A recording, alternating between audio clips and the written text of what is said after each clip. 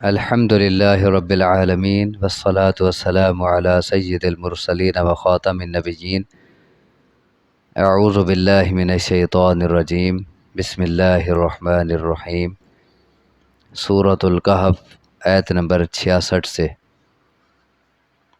قال لہ موسیٰ،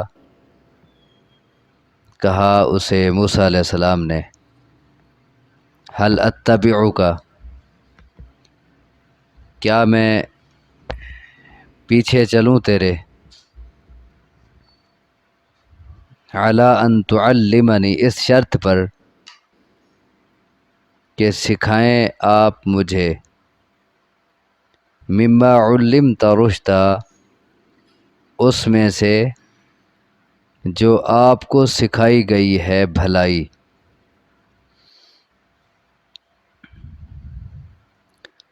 بات چل رہی تھی حضرت موسیٰ اور خضر علیہ السلام کی۔ جب موسیٰ علیہ السلام نے خضر علیہ السلام کو ڈھونڈ لیا، دونوں کی ملاقات ہو گئی، تو اب موسیٰ علیہ السلام نے خضر علیہ السلام سے درخواست کی۔ اس درخواست کا تذکرہ ہو رہا ہے، اور پھر آپس میں جو مکالمہ ہوا اس کی تفصیل ہے۔ قال لہ موسیٰ، کہا ان سے موسیٰ علیہ السلام نے، یعنی خضر علیہ السلام سے کہا، هل اتبعک، کیا میں آپ کے پیچھے چلوں، علی ان تعلمنی، اس شرط پر کہ آپ مجھے بھی تعلیم دیں، سکھائیں، کیا، مما علمت رشدا، اس میں سے جو آپ کو سکھائی گئی ہے بھلائی۔ اب دیکھیں کیا کہنے کا انداز ہے اور کیا اس میں عاجزی ہے اور ادب ہے۔ حالانکہ موسیٰ علیہ السلام خود ایک عظیم پیغمبر ہیں،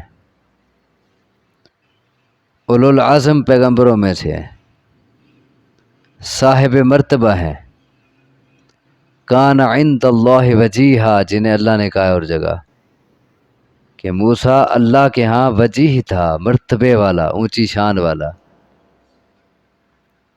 اور اللہ تبارک و تعالی نے ان کو کیا ہی شان دی تھی کہ جب رسول اللہ صلی اللہ علیہ وسلم معراج کے موقع پر اوپر گئے تو سب سے اوپر والے آسمان پہ تو ابراہیم علیہ السلام تھے، 7ویں پہ، لیکن اس سے نیچے 6 پہ موسیٰ علیہ السلام، باقی انبیاء نچلے آسمانوں پہ تھے۔ اس سے ان کی شان معلوم ہوتی ہے۔ پھر اللہ تبارک و تعالیٰ نے ایک اور جگہ کہا ہے، تِلْكَ الرُّسُلُ فَضَّلْنَا بَعْضَهُمْ عَلَىٰ بَعْضٍ مِّنْهُمْ مَنْ كَلَّمَ اللَّهُ، ہم نے کچھ رسولوں کو کچھ پر فضیلت دی، ان میں سے کچھ تو وہ تھے جن سے اللہ نے کلام کیا، اور موسیٰ علیہ السلام بھی انہی میں سے ہیں۔ وَكَلَّمَ اللَّهُ مُوسَىٰ تَكْلِيمًا، موسیٰ علیہ السلام سے اللہ نے براہ راست کلام کیا تھا، بغیر کسی جبرائیل کے، کسی واسطے کے، براہ راست کلام کیا تھا۔ یہ بہت بڑا شرف ہے جو اللہ تبارک و تعالیٰ کی طرف سے چند پیغمبروں کو ملا۔ تو اتنا بڑے عظیم پیغمبر ہیں، اولو العزم ہے، صاحب مرتبہ ہے، کلیم اللہ ہے، اللہ کا ان سے کلام ہے، لیکن اس کے باوجود جب بات آتی ہے علم حاصل کرنے کی اور انہیں پتہ چلتا ہے کہ ان سے زیادہ علم رکھنے والا بھی کوئی ہے، تو پھر وہیں پوچھتے ہیں کہ کون ہے، میں اس سے پڑھنا چاہتا ہوں۔ اور پھر جب پہنچتے ہیں تو پھر اپنی شان اور اپنا مرتبہ اور اپنی نبوت اور اپنی رسالت ایک طرف ان سے عرض کرتے ہیں کہ کیا میں آپ کے پیچھے چل سکتا ہوں۔ درخواست ہو رہی ہے، اجازت مانگی جا رہی ہے، لیکن اس شرط پر کہ آپ مجھے تعلیم دے دیں، مجھے علم سکھا دیں، جو علم آپ کو سکھایا گیا ہے وہ مجھے پڑھا دیں۔ تو اس سے ہمیں ادب سمجھ آ رہا ہے کہ علم حاصل کرنے کے لیے عاجزی انکساری کرنی پڑتی ہے، تکبر سے، اونچا ہو جانے سے علم نہیں ملتا۔ اب جو لوگ علماء کی محفلوں میں نہیں بیٹھتے یا ان جیسی محفلوں میں نہیں بیٹھتے، وہ اپنی شان اس سے اونچی سمجھتے ہیں، تو وہ انہیں علم نہیں آتا، محروم رہتے ہیں۔ وہ دو چیزوں سے علم نہیں آتا، ایک تو حیا سے کہ جب علم حاصل کرنے میں حیا آ جائے، شرم آ جائے، جھجک آ جائے، علم نہیں آتا۔ دوسرا تکبر سے، آدمی اپنے آپ کو بڑا سمجھنے لگ جائے، بھی میں اس کی بات سنوں، یہ کون ہوتا ہے مجھے سمجھانے والا، اپنی حد تک سمجھے اور اپنے آپ کو اونچا سمجھے، علم سے محروم ہو جاتا ہے۔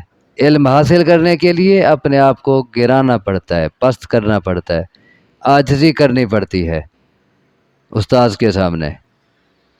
تو موسیٰ علیہ السلام کے اس طرز عمل سے ہمیں یہی سبق مل رہا ہے۔ کہا ان سے موسیٰ علیہ السلام نے، کیا میں پیروی کروں آپ کی؟ کیا میں آپ کے پیچھے چلوں؟ کیا میں آپ کے پیچھے چل سکتا ہوں؟ اس شرط پر کہ آپ مجھے بھی تعلیم دے دیں اس میں سے جو آپ کو بھلائی کی تعلیم دی گئی ہے۔ قال انک لن تستطیع معی صبرا۔ اچھا، ایک عام محاورہ بھی ہے نا عربی اردو کا، کیسے ہے وہ؟ با ادب با نصیب اور بے ادب بے نصیب۔ ہاں، با مراد بھی کہتے ہیں، با نصیب بھی کہتے ہیں، با ادب با نصیب اور بے ادب بے نصیب، یعنی جس میں ادب ہوتا ہے وہ نصیب حاصل کر لیتا ہے استاد سے، وہ خوش نصیب بن جاتا ہے، اور جو بے ادب ہوتا ہے، جس میں استاد کا ادب احترام نہیں ہوتا، تو وہ پھر بے نصیب ہی رہتا ہے، اسے پھر علم نہیں آتا، اور جس کے بعد علم نہیں وہ بے نصیب ہی ہے، بد نصیب ہے۔ قال، کہا خضر علیہ السلام نے، انکا بے شک آپ، لن تستطیع ہرگز نہیں طاقت رکھتے، معیہ میرے ساتھ، صبر کرنے کی، آپ میرے ساتھ صبر نہیں کر سکیں گے، آپ میں یہ طاقت نہیں ہے۔ کیوں؟ وَكَيْفَ تَصْبِرُ عَلَى مَا لَمْ تُحِطْ بِهِ خُبْرًا، اور کیسے صبر کریں گے آپ اس چیز پر کہ جس کا نہیں احاطہ کیا آپ نے، خبرا باعتبار علم کے، علم کے اعتبار سے آپ نے جس چیز کا احاطہ نہیں کیا، جو چیز آپ کے احاطہ علم میں نہیں، تو اس پر آپ کیسے صبر کریں گے؟ مطلب میں نے کچھ ایسے کام کرنے ہیں جن کی حقیقت سے تو نہ واقف ہوگا، اور تجھ جیسا بندہ کیسے چپ رہے گا؟ پھر وہ تو پوچھے گا، سوال کرنے لگ جائے گا، اعتراض کرنے لگ جائے گا، بھئی یہ کیا کیا؟ کیونکہ علم نہیں حقیقت کا، اسی کا تو نہیں ٹھہر سکے گا میرے ساتھ۔ لیکن ادھر تڑپ تھی، علم حاصل کرنے کا جذبہ تھا، ہر شرط منظور کرتے گئے۔ قال ستجدنی ان شاء اللہ صابرا، کہا ان قریب پائے گا تو مجھے، یہ ادب سے، یہ تجد و وید کا سیغہ تو مانا ہوتا ہے، تو ہم اپنی زبان میں ادب سے معنی اس کا کر سکتے ہیں۔ انہوں نے کہا کہ ان قریب پائیں گے آپ مجھے، انشاءاللہ اگر اللہ نے چاہا، کیا پائیں گے؟ صابرا، صبر کرنے والا، ولا اعصی لک امرا، اور نہیں نافرمانی کروں گا میں آپ کے کسی بھی حکم کی، آپ مجھے صبر کرنے والا پائیں گے، میں ڈٹا رہوں گا، علم حاصل کرتا رہوں گا، اور آپ جو فرمائیں گے میں اس کی اطاعت کروں گا، اس کے مطابق چلوں گا، نافرمانی نہیں کروں گا۔ اور ایک اچھے طالب علم کو استاذ کے سامنے ایسے ہی ہونا چاہیے کہ استاذ کی طرف سے جو شرائط لگیں، جو پابندیاں لگیں، تو ایک طالب علم کو ویسے کرنا چاہیے۔ یہ ہمیں سبق مل رہا ہے اس سے۔ اچھا، اس میں ایک لفظ بولا انہوں نے، انشاءاللہ، انشاءاللہ آپ مجھے صابر پائیں گے۔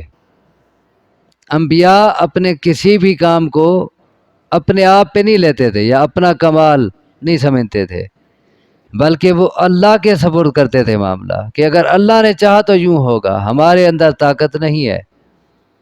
جیسا کہ اسماعیل علیہ السلام نے کہا تھا، جب ابراہیم علیہ السلام نے کہا کہ میں نے خواب میں دیکھا ہے کہ میں تجھے ذبح کر رہا ہوں، تو انہوں نے کیا کہا تھا؟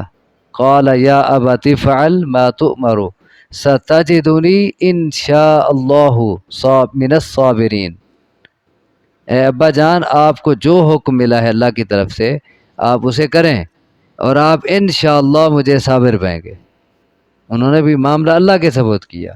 اس سے یہ سمجھایا کہ جب تک اللہ کی توفیق نہ ہو کوئی بھی آدمی کچھ کرنے کے قابل نہیں ہے، چاہے وہ نبی کیوں نہیں ہے، وہ اچھے سے اچھا انسان کیوں نہیں۔